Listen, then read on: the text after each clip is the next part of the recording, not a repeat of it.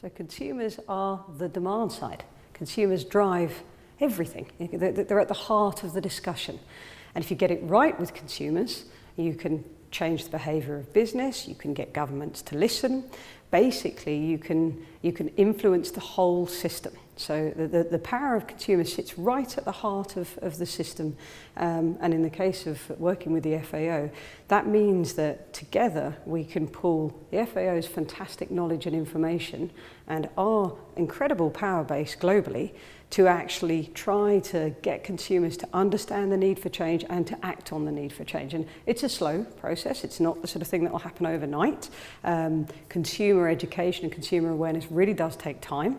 And culturally, it can be quite different in different parts of the world. But we have members working in over 100 countries. And they're long-established organisations with real credibility, organisations that have been around for, in some cases, 70, 80 years, working for consumer rights and working on behalf of consumers, and who understand what consumers need, even when consumers don't understand what they need, even when consumers don't understand the issues. So they've not just got grassroots feeling, they've actually also got expertise and experience of getting change in government and helping get businesses to listen to the sort of practices that are going to serve consumers better. Get that power and help channel it behind the work that the FAO is trying to do to end hunger, and we will see real change. And that's really what we see when we think about the power of consumers.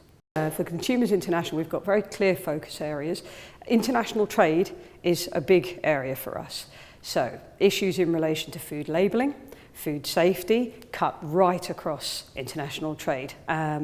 When you get standards set by Codex, the Codex Alimentaris, then you get a situation where it becomes an international trade point, and so we want to be able to influence that. We want to be able to have voice in that particular discussion, for example. And Consumers International has been involved with Codex now for quite a long time, but we'd like to ramp that up. So food safety is a core area. Food labelling, we're really trying to push the food labelling, the traffic light labelling as we've seen it. Obviously different countries do it in different ways, but that concept of clear, simple information for consumers, we're trying to push that out into countries that aren't currently using it.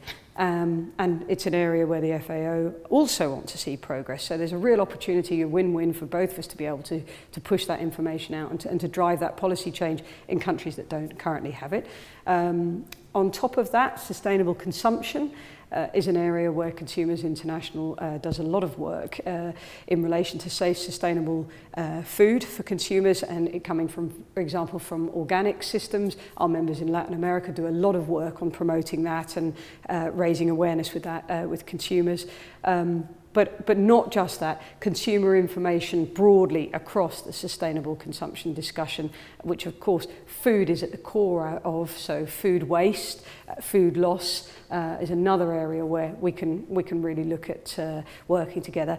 And Consumers International has been putting substantial focus in the last 4 years on two other key areas. One of them is nutrition, healthy diets. We've been calling for a global convention on healthy diets, so a bit like tobacco.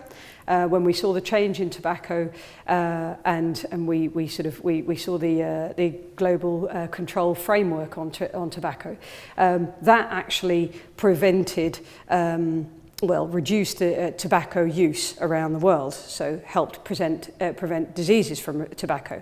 What we're calling for with the Global Convention on Healthy Diets is a similar concept, in that what we want to do is we want to see a reduction of sugar, high fat, high salt food, and that framework is all about calling for that. We see this relationship as an opportunity to really push that forward. And another area that's close to Consumers International's heart and important to our consumers is the whole issue of antibiotic resistance in the supply chain. So we last year came together, over 100 countries came together on World Consumer Rights Day and began a campaign which was about taking antibiotics off the menu. At that time we were focusing on fast food chains, and that was really to raise awareness with consumers and get business to change their practice. But actually we've also worked with the WHO on this, and we'd really like to drive it forward through FAO too. So there's quite a few potential areas where we can collaborate.